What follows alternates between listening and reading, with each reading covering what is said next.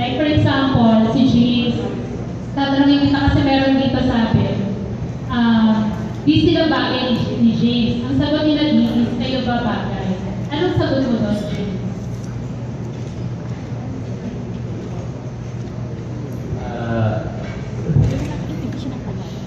I don't know.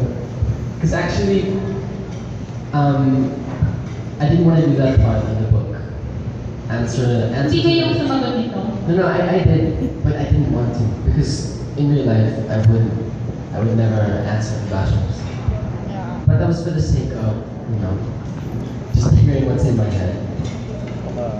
So ano nga, paano, pag kung tatanungin, pag sinabing hindi kayo bagay ni Nadine, si Dagdag natin, paano sasagutin?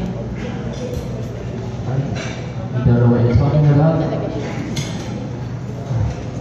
Dahil lang. Yeah. Ang serious ni James, tapos meron pa dito, sabi, bakit ang daw si Nadine na kinakama niya? Sagot ni Nadine, I love myself. Anong sasabihin mo for Nadine? I love herself too. Yun lang. Because I really don't care about that stuff. Pero James, how do you feel kapag si Nadine yung nababash? It happens to all celebrities. There's nothing you can do about it.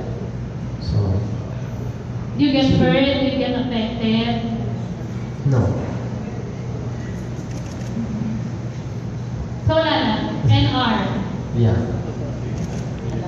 Okay kayong dalawang si Ayo sa sagutan. Hindi na pala siya affected. Kay Nadine na pag sinasabing may sex scandal yung si James, anong reaction mo? Phone-in quest. Parang alam naman ko lahat, wala naman mo. Sure ka? Pero ba itatawaran ko na lang din po yan. Yung isa pa, hindi naman mahal ni James niya. Hindi ko niya alam. Kayo? Siya ba si James?